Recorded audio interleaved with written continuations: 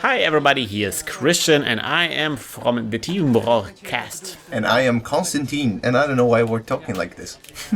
I overdid my accent here a little bit, but this is the 30th of June and this is the Store Championship in Eindhoven.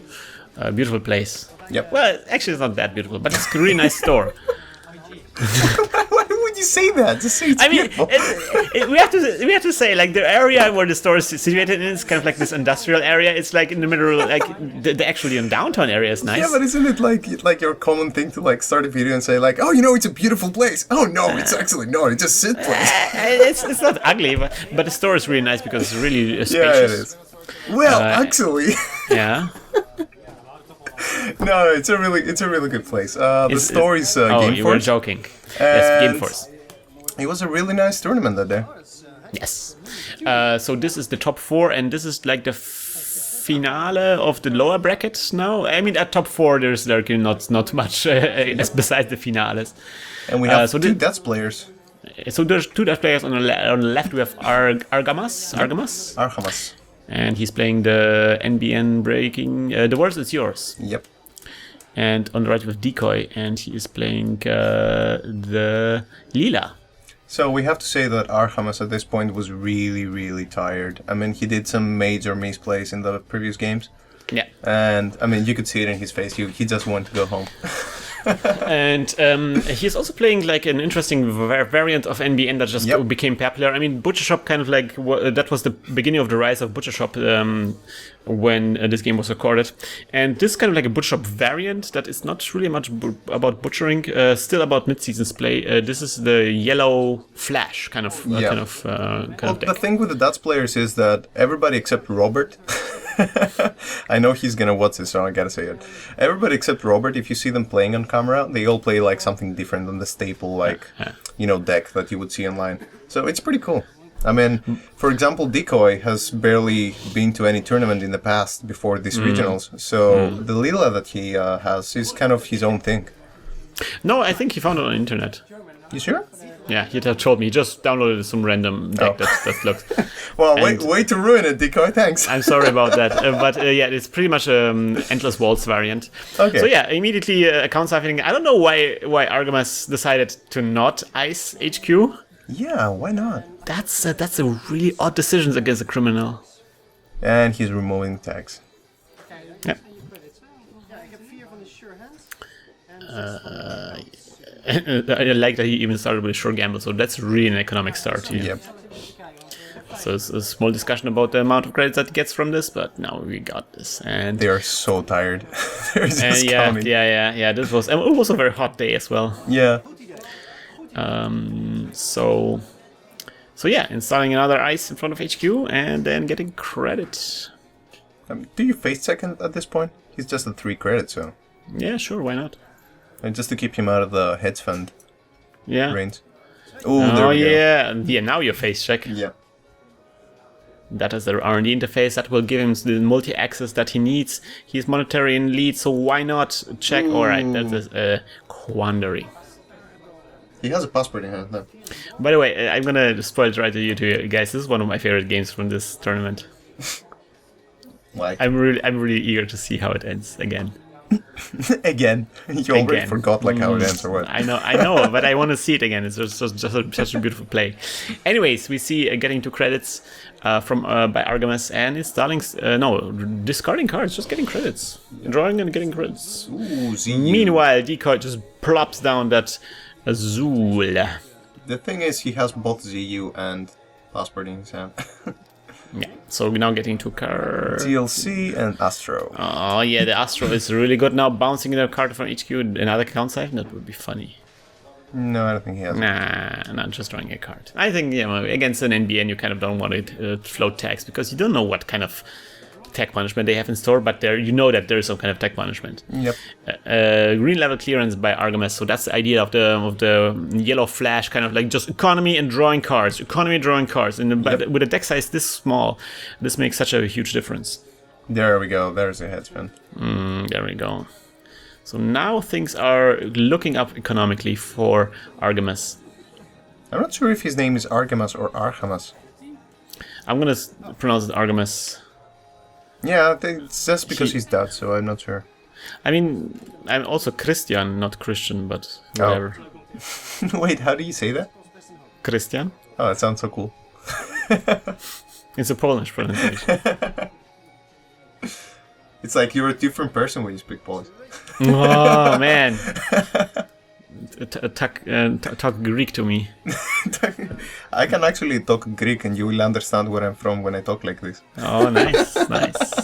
That's what she said. Oh my god. Oh my god, no. That was bad. I know, right? Alright, installing something in front of R&D. Well, he does have to protect R&D. I mean, it's like, yeah, definitely. It was like a naked server up to that point. The Zool was... and of course, now he's economically in the lead a little bit. So now Decoy cannot just run with impunity as he did at the beginning. He has to kind of set up his economy. And the Kati Jones will really help him with that. Yep. 3 credits per turn is really nice. Why is he showing his account? They're already discussing how awesome their plays are. Oh. Look at what I did. I'm so good. Man, you just really did something great for me. Yeah, this account is really great. Yeah, I've never seen it before. Awesome move, man. Alright, and drawing cards. Ooh, Lucky Find. Oh, yes. Oh, man, I love Lucky Find and Criminals because so many times you can just shut down criminal economy. Yeah. And Lucky Find is really like your way out of a hole eventually. So this helps really a lot because you can like catch up economically with Argamas or Argamas, or how do you pronounce it again? Argamas. Yeah, because the D, that sounds like some kind of terrorist cell. No, Argamas. Oh my god. Some kind of terrorist. So we see Sweeps Week. Well, Argamas definitely has some. He wants to do some bad things to Decoy for sure. That's what he said. All right, we should stop it. Yeah, that was perfect. No, I started a joke, but the joke was on me. They're running on it, sir, and thing, and that is the Jackson Howard. I mean, Decoy can afford to run on it now because he has the Kati Jones. So even if he scores something, he can still be like popping the Kati Jones, getting the money to keep him afloat. And Lucky Find last turn really good, did some good. He decides to trash the Jackson because, of course, Argamas can use it to draw through this deck very quickly and get the agendas and money that he can use to outpace economically Decoy. So just drawing cards, clicking Kati. And another R&D interface. Wow, that's cost him a lot of money, but of course in the end it will allow him to do the deep digs into R&D. Please, no, that's what she said. I didn't say anything. All right. You called it on yourself now. Hedge fund and installing something in there. I'm really focused on the game. I'm trying to understand, like, what kind of eyes could that be like in front of HQ and R&D? And would you actually run and presser if you were Decoy? I don't know. Like, I think Argamas is Decoy is more of a sit back and play the monetary game, because even if Argamas starts scoring stuff, there's going to be bounces, and Decoy can punish this. I mean, if he draws the right cards, he can punish this. He can punish R&D with the 2 R&D interfaces, and he can punish HQ if he gets out Siphon or something. Siphon, or at least the same old thing. Yeah.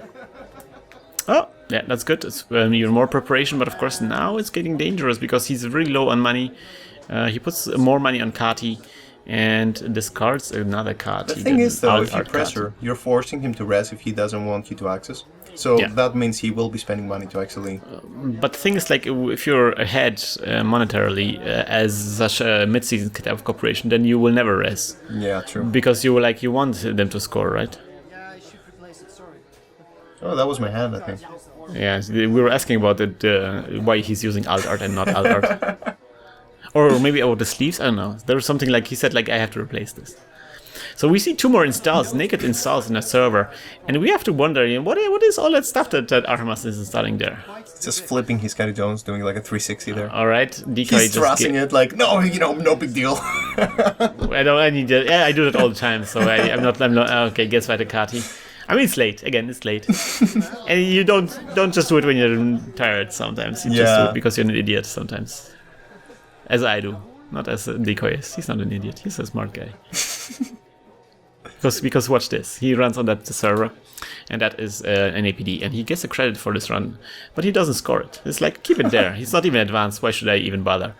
And then he runs on there. That's Sansan. Well, I guess we're not gonna trash it, but he still gets the credit for this. And then checking the third server.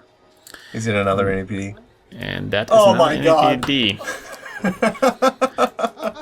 And here's an interesting thing about this. So there's like 2 points of agendas worth out on the field right now. And Decoy already has 2 points, so he really just has to find one more agenda and he can win the entire game. Oh my god. Inside job. Just inside job already. Alright, so we see the blue level clearance. Argamas keeps drawing those cards. He was caught with his trousers down. And he really needs to do something about this now. It wants to keep up the monetary game, the economy game. Does a good job with the blue level clearance and the hedge fund at the same time. Oh my. Oh, and there we go. Inside job R&D, you called it. Oh my god. So we're gonna see 3 cards. And it's like, whatever. If there's an agenda in there, then he can just run on the other thing. So yeah, skipping the Data Raven, that's great. And then paying 1 credit for the Is that an agenda? Quandary. No? And that is an agenda.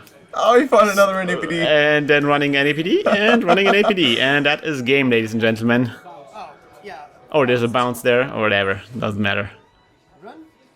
Oh, that actually does matter, but because if there wasn't a sensor, this wouldn't work. Luckily, there is a sensor to bounce here. Oh man! Exactly. Seriously, if Argamas were sober, he could have rested the Sansan.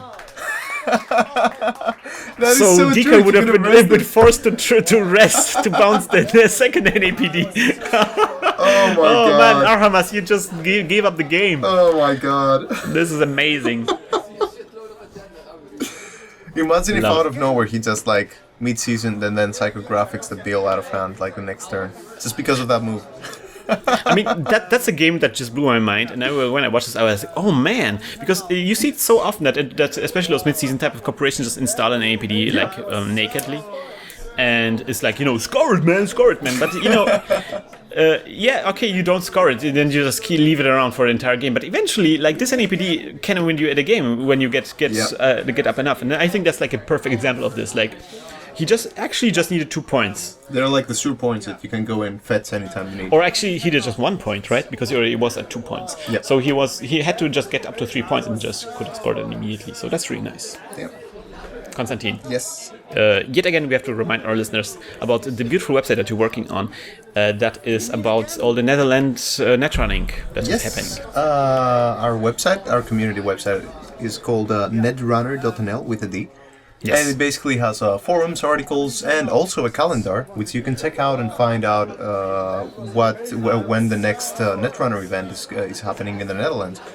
So yeah, make sure you drop by and check it out.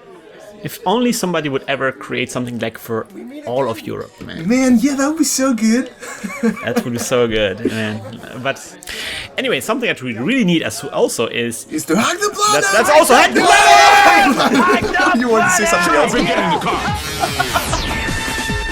Shit on me. I want to say something else. I want to say it on the next game, but you just jump straight into it because you're a young person. You're a stud. I thought you want to blow your load. This episode of Netrunner TeamworkCast was created with a generous support from our listeners. If you enjoy the show and you can't get enough Netrunner videos, please check out our Patreon campaign at patreon.com/hacktheplanet.